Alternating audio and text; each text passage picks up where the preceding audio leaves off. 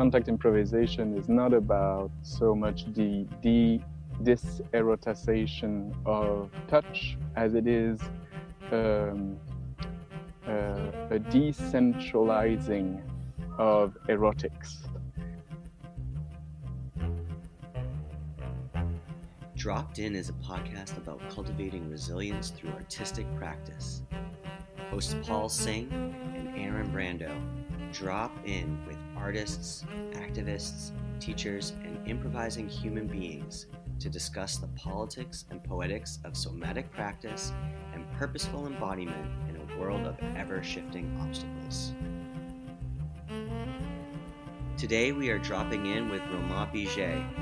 Romain digs, writes about, translates, curates, and improvises with contemporary experimental dances and queer and trans feminist philosophies.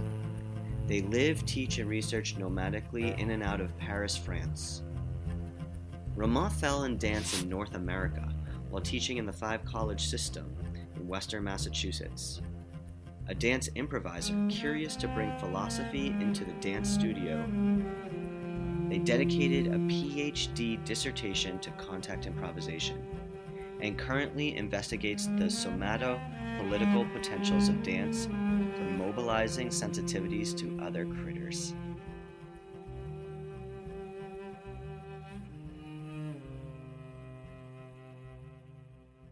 Romain, I really want to start off with the concept of love today, and just your research and your journey, both through your research and wherever other layers, certainly through the practice of contact improvisation, but just your journey through the concept of love, or to it, or how it informs and how it has informed your work and where it stands in your trajectory of research and practice.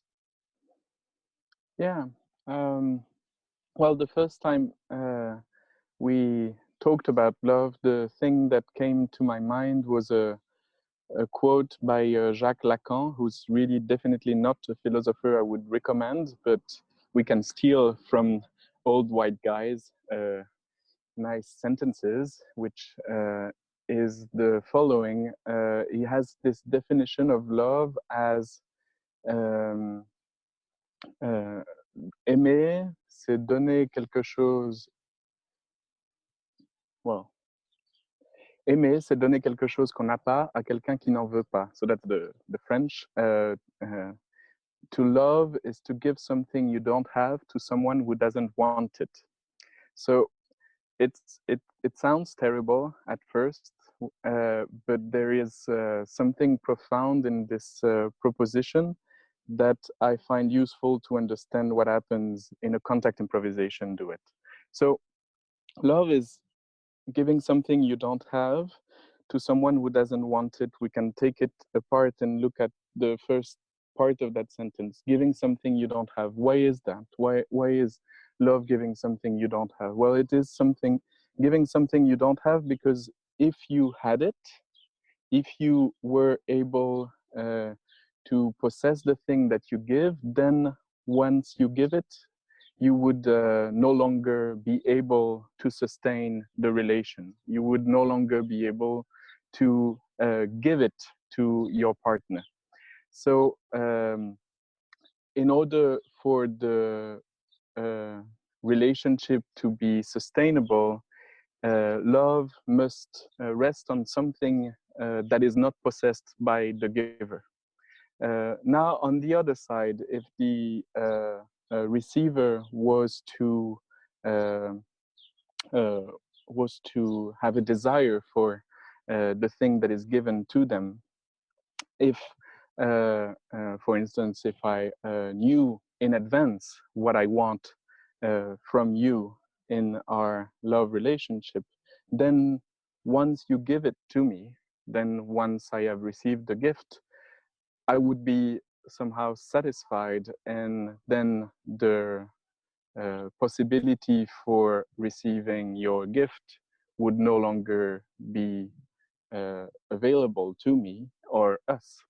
So as a receiver, I need also to be not desiring what you will give me in the love, which is not to say exactly that I am not desiring you.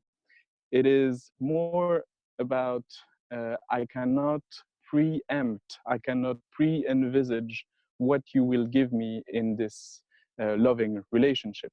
So I find this situation a quandary, and a good quandary to investigate.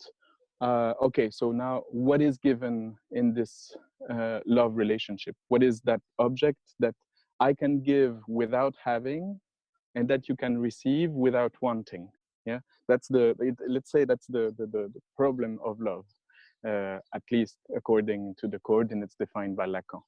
Um, Lacan has his own response, which we will not deal with, but um, a proposition more or less taken from my experience of contact improvisation, but also from life, would be that thing that love gives, which one doesn't possess, that thing that you give to the other without having it. It could be defined as your potential. What you give as a lover, what you give is not something that you already are, meaning your social status, your money, many things that you can be or have.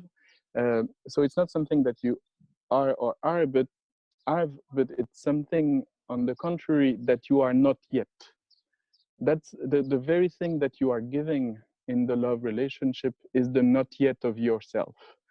And this not yet of yourself, of course, the other cannot want it in the sense, not again that they do not want you, but in the sense that they cannot anticipate what this not yet will be made of. They cannot, by definition, know what this not yet will become in the gift of the relation. In the process of being given, this not yet is transformed, and the love relationship is the frame or the occasion for the not yet to be uh, um, um, fulfill or to blossom between two individuals. Now, uh, how does that connect to a form of duet dancing, like contact improvisation? Well, it's very simple. Maybe you've already recognized some of the things that you know of what a contact improvisation duet is. A contact improvisation duet doesn't rest on the gift of my technical abilities, of my uh, story, of my knowledge. I mean, all of that comes, of course, in the package. But what makes it an improvisation, what makes it something that is not known, is that what I give you is precisely what I don't know myself I can do. And well, it can have one one word to describe is this disequilibrium or unbalance. What I give you, instead of giving you my, somehow my stability, my structure, my strength, all of that coming in the package. What I give you is precisely my capacity of being unbalanced together with you, and that in that gift, that ungrateful gift, that strange gift of the destability, is the gift of contact improvisation, giving a ground that I don't have somehow, or giving the ground that I'm precisely losing.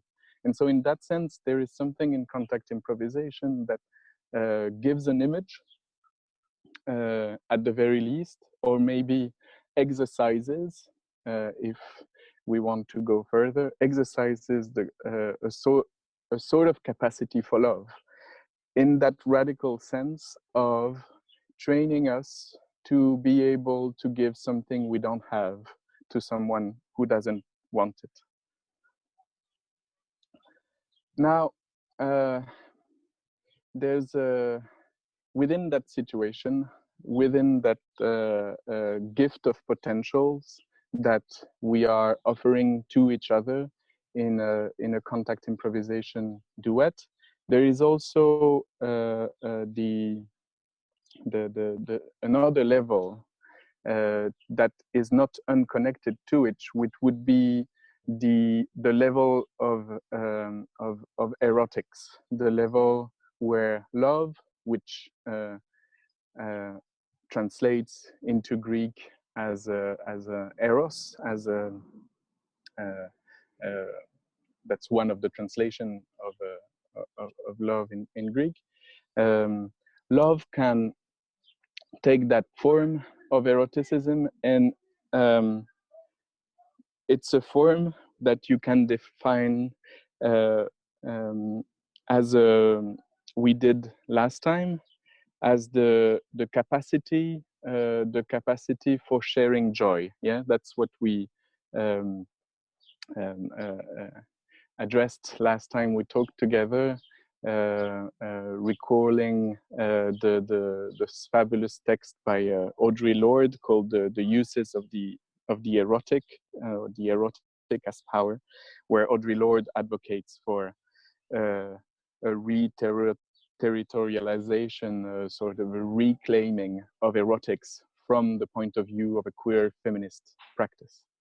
Um, in that sense, in that erotic sense, which is different, maybe slightly from the one that we uncovered with Lacan. In that sense, there is a lesson in contact improvisation to be drawn, I think, from the thorough invention of places and reasons and tools to and organs to take pleasure from. That, I think, is where contact improvisation teaches us another way to understand love or erotics. Meaning that, and that's something that Steve Paxton, when he started to be interrogated around eroticism in contact, I think said quite beautifully, is to say that it's contact improvisation is not about so much this eroticization of touch as it is a decentralizing of erotics, meaning that a heteropatriarchal hierarchy between the organs in the body tends to give proeminence to the said sexual organs in erotics, while contact improvisation makes this amazing proposal to decenter or to decentralize erotic touch and to consider the uh, entire body, the entire surface of the body, as a potential place of pain pleasure, but also as a potential space for sharing joy in the sense that we just alluded to through Audre Lorde. Do you have a story about your first encounters with contact? Like what was that like for you? How did you meet the form? Huh. It, I met the form actually not far from where you are, Brando, right now. I was teaching at Amherst College. I was teaching French, as my accent is indicating. And as um, many of my professors always told me, the main teacher is always the student. And so I was telling them that I was studying dance as a philosopher, and they told me that I should, that why don't you dance? Why why are you, why are you just reading dancers and going to see performances? And so they convinced me, and so I listened carefully. They convinced me that I should go and try out a dance class. And so I ended up in Felice Polzan class. All of that is very blurry in my memory right now. I see a sort of general confusion of senses and a sort of an indistinct mass of colors and affects. That's what present to mind when I focus my memory to that first semester involved with contact improvisation. Discovering that I had a back and discovering that I could leak. Not in the sense of, I mean, yes, in the sense of sweating, in the sense of probably drooling sometime. But what I mean is that the possibility of leaking had to do with the possibility of not knowing precisely, or as precisely as I thought I could, where the boundaries of the self ended, where my edge was. It was no longer so sure that the limits were, well, basically those of the skins. They could somehow be augmented.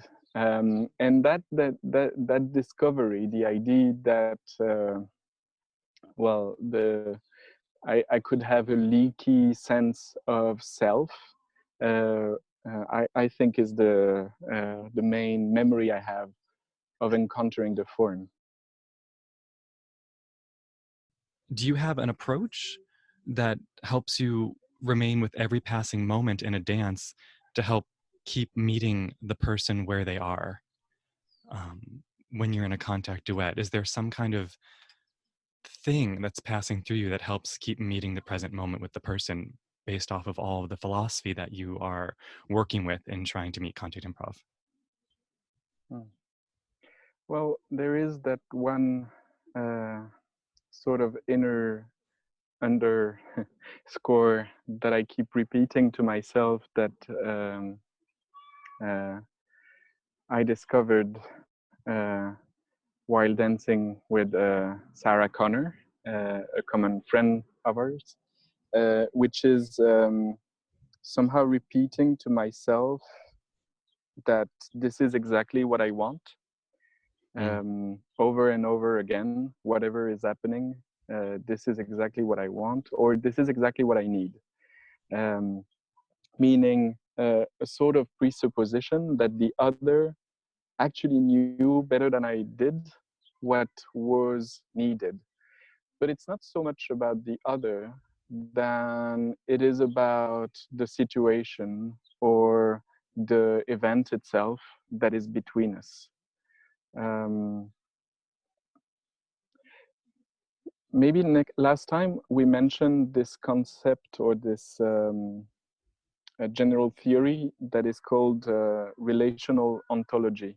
The idea that what there are in the world is not substances, is not individuals, is not things, but relations. What there is before there is anything else, before there is you and me, there is the relation between those things. So let's imagine that this is the same for a contact improvisation relationship.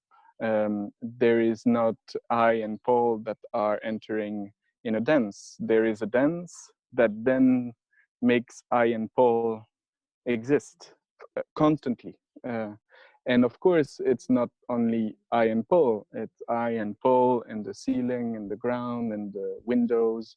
And this should be taken very seriously. It means that the event is taking care of itself. The atmosphere is taking care of itself. And it is the locus of the dance. The dance is not happening in me or in Paul, it's happening in the in-between of us. And so I am a manifestation of this bundle of relations that are of which I am not the center. Uh, I mean, when I am saying all this, I think this is at the same time a philosophical conviction. Like I think that we need to reassert the fact that we are not individuals or substances, that we are enmeshed in relations that precede us. So that it's first a philosophical conviction, but it's also an elation, a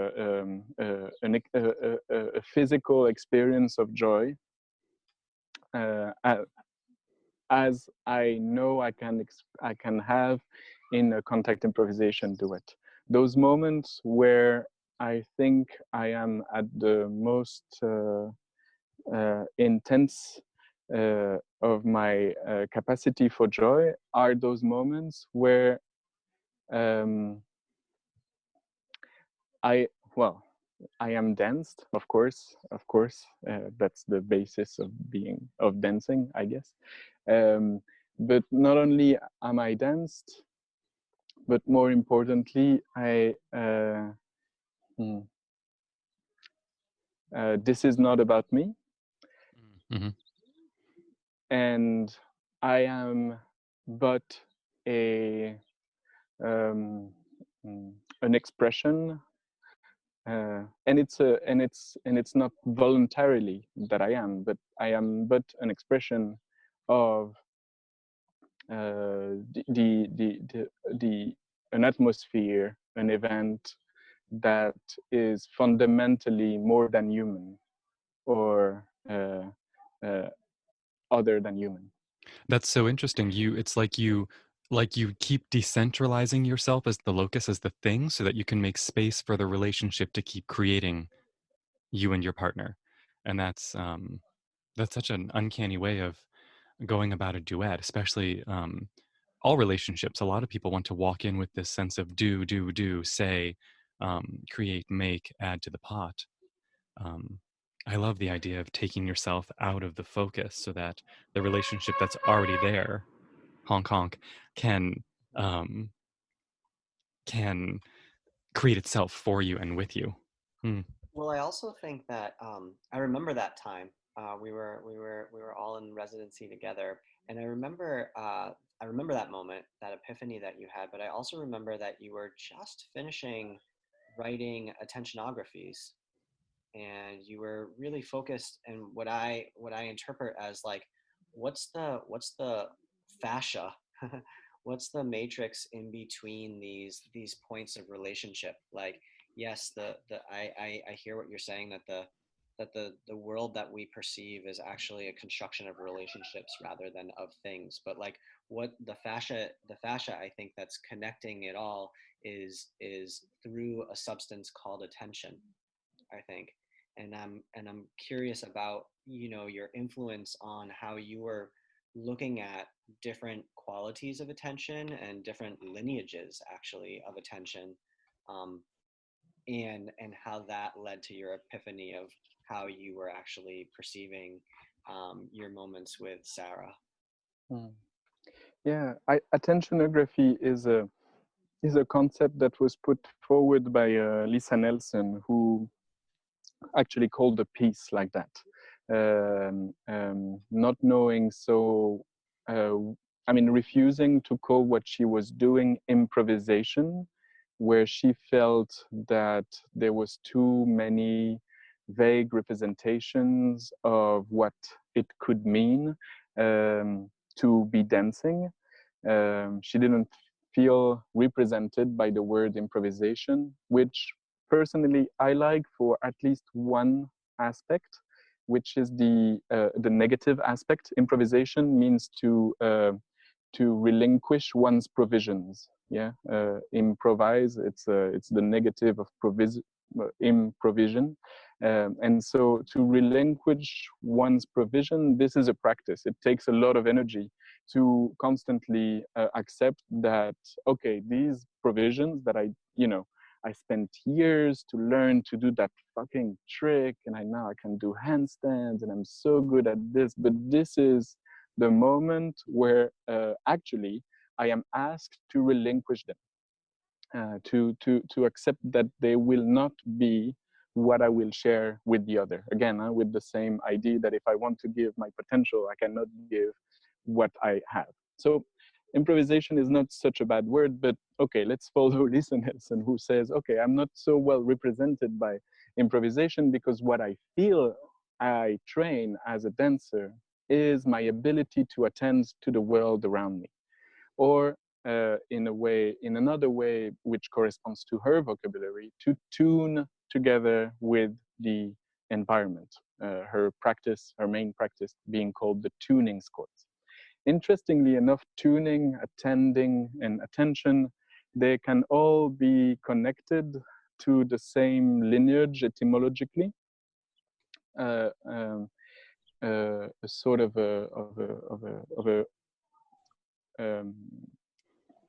a constructed origin by linguists, which is the radical, the Indo-European radical tan. So you can hear that attention, attending, tension, also tuning, all of that is the same word. But what is interesting is that another word derives from tan, and it's dancing. Dancing, the etymological origin of dancing, which I don't know why is never quite mentioned by dancers. The etymological origin of dancing is this tension, this link or this thread that connects 2 points. This conjunctive tissue, to take back your image, is precisely the word that gives way for the word dancing, and through other lineages to the word of attention. So consubstantially, dance is about attention. There is no dance that is not a dance of attention, to put it other way. The way Lisa is understanding her dance of attention is, of course, that attention is here the subject, not the object of the dance, meaning that there is first the attention wandering, there is first the attention being caught, being activated by the environment, and henceforth a dance occurs. It's not that I am dancing and then my attention is taken by some things. And that's why I think we can take very seriously this thing that Lisa keeps repeating, that her main activity of dancing consists in watching people dance, which I feel is it's something that we hear a lot. Like a lot of people can say that, but if we try to explain it through this idea that dance is attention, we can understand Lisa's proposal in this very deep way, that actually what is dancing when I get to witness a dance, be that a dance of a tree, a dance of a cloud, a dance of a cat walking in front of me, a dance of someone who believes that they are doing a dance, or of someone who are not. All of those cases, they are cases for the viewer of being inside of a dance, as long as they are attending to their own attention. And this attention given to attention could be defined as the event of dance. So within that frame, once you've kind of defined the idea that dance is attention, or that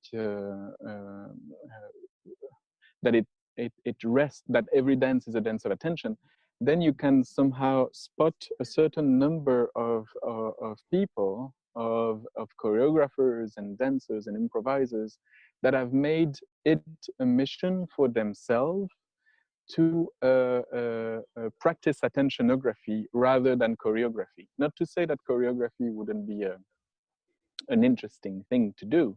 The setting of togetherness through movement, which could be a definition of choreography, the setting of togetherness through movement, because choreo is the chorus, right? It's the together. It's not the individual originally that dances. The dancer is never alone in choreography.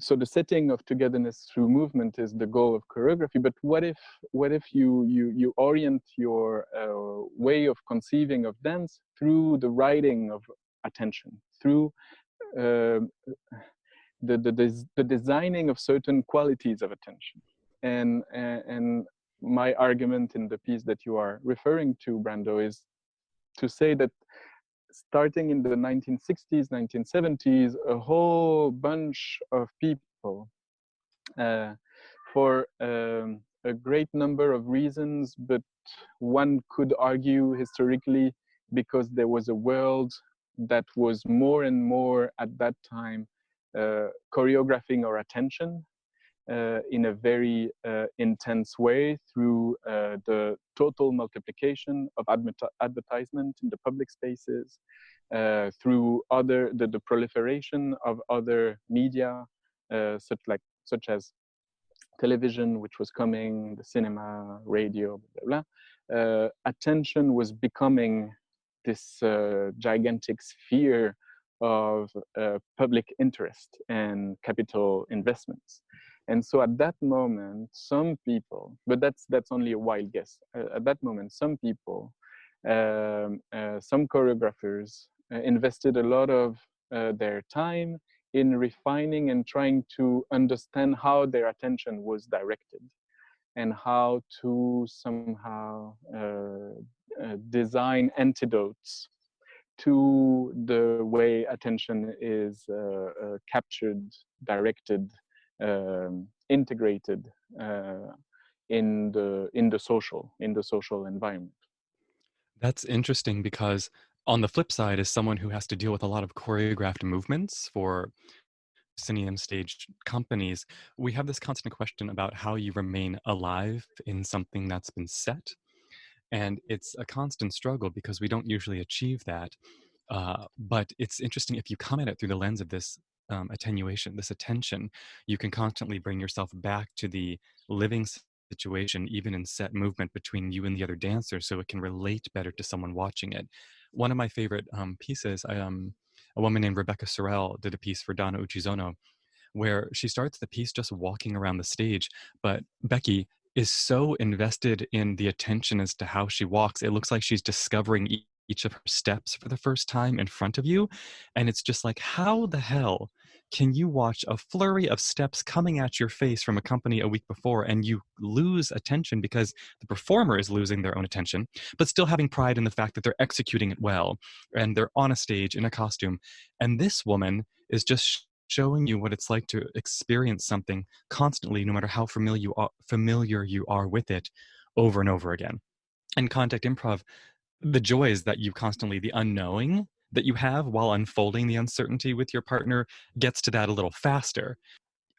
Through histories and traditions that we've sculpted through survival and disease and pandemic and economic growth and decline and all these binaries we've created for ourselves throughout the millennia, how we move forward in creating more regard for each other. And it's so beautiful. My answer to that is with attention, finding more attention to yourself and the person you're near and with, and the relationship is such a beautiful answer I get to take away from with what you just said. I want to ask you about something else. This might be a can of worms I'm opening, but we were talking about new practices for the survival of this new stillness that we're in, being isolation and pandemic and self restricting. So, and there's so many feelings that come with that. It's like we have a new 12 steps of isolation. Like first you're paralyzed, and some people go through denial, and then anger and the displacement, and people hit each one of those. There's no order, there's no trajectory. Everyone has one that fits them right off the bat right away. So I wanted to ask you about a term you were bringing up called the somatopolitical, and just what that is and what it means to you, and how those two words are so beautiful next to each other, somatics and the politic. And not just the politics of somatics, but how you can use somatics through politics to maybe have a new approach. Yeah, this is very much connected to what was being said earlier about the decentering of the loci of pleasure and pain. There is a political distribution of the organization of a body.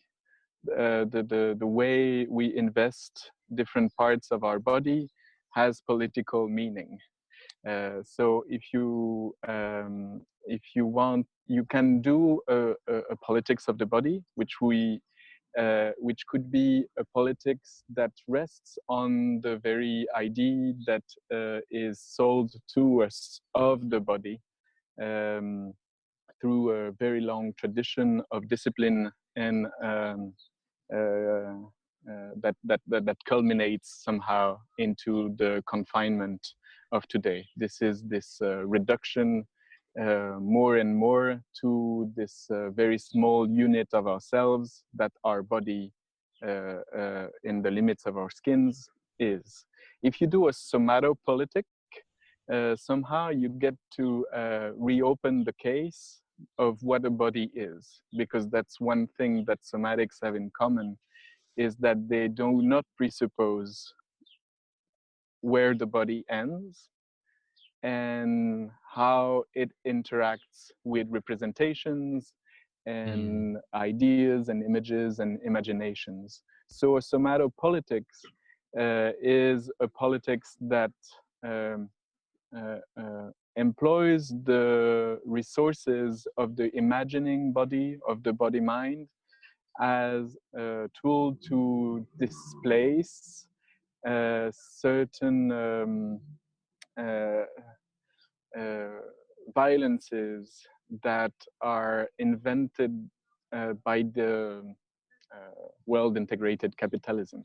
The word, interestingly, emerged uh, in in a collaboration between philosopher Paul B. Preciado, who I referred to last time, who is the introductor of queer theory in France, one of the main queer theorists in France, and who at that time could only get a job in the dance department, in our only dance department, basically in France, which is in Paris 8. And so he was teaching their drag king classes, which in the university in France is like had never happened in any way. And so in that space, they also started to develop bringing somatics to people living with AIDS, trying to understand its potentials to rehabilitate a suffering body, but also a body suffering from discrimination, either with the status of blood or with the status of their sexuality. I'm bringing Preciado again because of the book where he, well, first developed that idea of a soma that would be different from the regular body, even though he didn't call it that way because he encountered the somatics after. It's the Counter-Sexual Manifesto, which happened to have been translated into English last year. So it's time to read it. It's good news, which presents itself as a sort of a philosophy of the dildo, based on a very simple motto, which is "We are all assholes." It's a sort of a ontological proposition that makes everyone on the same level. It's a sort of a trans feminist affirmation that, at least from the point of view of the asshole, we are all penetrable and penetrating, and so there's a sort of another reality that makes us together. It's a philosophy of the dildo in the sense that it proposes to think. It's a sort of proposition, but also I think it's a metaphysical and a political proposition at the same time, that the dildo comes before the penis. And this connects a lot with contact improvisation. But let me make my Please, you're gonna have to thread that for me real quick. Explain to me how. uh, well, the idea of Well, Preciado, there is one way in that, like, I am in a complete unknown place. Like, I did not want this at all, Romain, and you're giving it to me anyways. And I'm glad. I couldn't be happier. I was begging for this. And so it's about time. Like Oh, see, the signifier dildo is very strong. It makes a lot of minds very crazy in all sorts of ways. No, I mean, Preciado's idea is to say that first we have the ability to make dildos, meaning we have the ability to create things to penetrate and pleasure each other. There is a sort of an expensive dildo tectonics, an expensive capacity of building tools to pleasure each other, which in the heteropatriarchal world has been totally reduced to the penis. So what there is first is the dildo. The dildo being the finger, the tongue, every organ that we can think of. There is first the dildo, and then in certain societies, there is the penis as the penetrator. And so the proposal of Preciado is to say, okay, so we need to reopen the dildo tectonics. We need to reopen the capacity for human beings to create pleasure centers other than those that are prescribed by heterocapitalist society.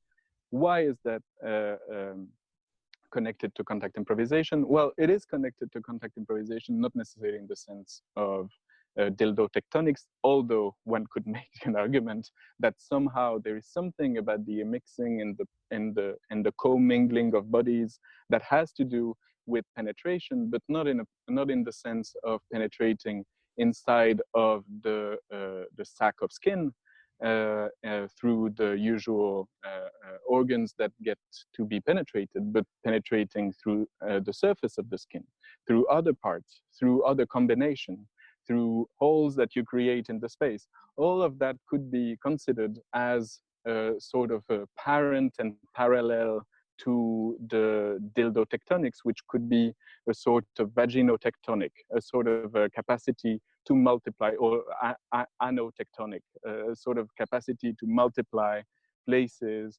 where you designate a pleasure center, where you designate the ability to be penetrated, meaning where you are not, again, a prisoner of pre-representations of what it is to offer the possibility for the other to come in you and whatever that in means. And so we come back to that leaky sense of self that I experimented with earlier, which is how much are we to presuppose what our bodies can do? How much are we prisoner of certain taboo words that make it impossible to even allude to the fact that my finger can be a dildo, my anus can be a place for common enjoyment, etc., etc. All of those sort of forbiddances are sort of blockages in our bodies, which benefit certain investors in certain pleasure centers in our bodies. Taboos are just places where you can hold for a strong moment the attention of the other. So what happens if you get to empower each other to displace these taboos? Not to say that we don't need taboos, they are probably structuring elements of any societies, but how plastic can we be with them? How can we learn to recognize them, displace them if needed. A sort of an anarchistic approach to taboo. So that all of those propositions are contained in the idea of the somatopolitical, which is a very it's a sort of an anarchical view of what a body can be. That's so interesting. And that's such a tiny kernel too. Through what one little tiny part you can look at the somatic political. It's such a that cracks open so many different ways you can look at it. But it's so funny. That's not the answer I was expecting, or the beginnings of any answer I was expecting.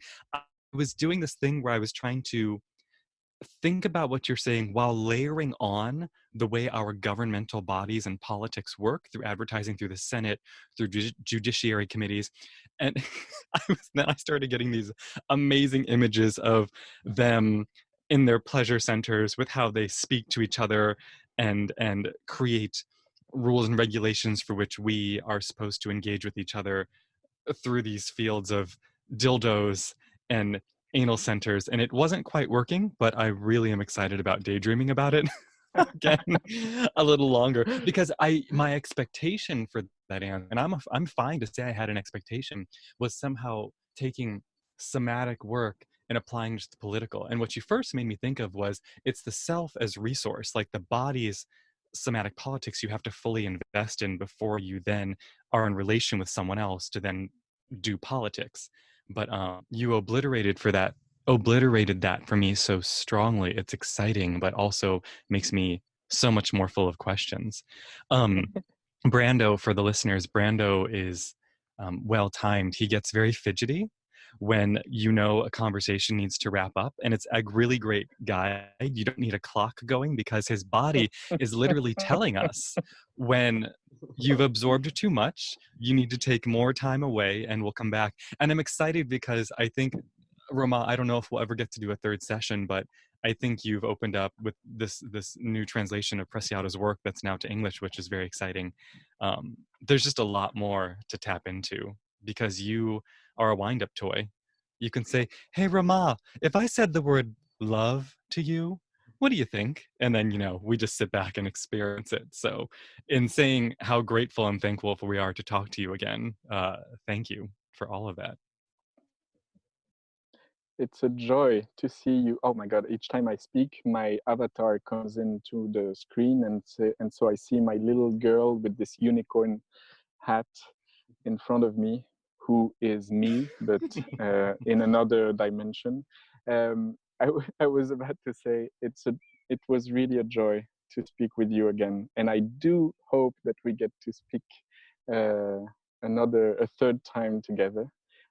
When you were speaking, I just thought about this famous Emma Goldman quote, if I can't dance, I won't be part of your revolution. This is somehow what I understand as somatopolitics. Wow, that is rude. Like, wow, to just drop something like that at the end of an interview. And we can, great, cool. I guess we know what we're starting with next time. Know how to tease us. Really know how to just do that, Romain. Yeah, thank you so much again for being with us. And yeah, let's continue seeing each other through this way, and your beautiful gardens behind you, and all the world of wisdom that you bring, and the joy in which you share it with. It was a lot of fun. Your voice is very suave, Paul. Oh my gosh. Now that you changed closet. Romain is really more of a problem for the podcast than it is a benefit, because it just makes all of us pale in comparison to the bedroom voice that we have to contend with. Yeah. Can you speak with a higher pitch? No, I've been practicing all morning to sound this sexy.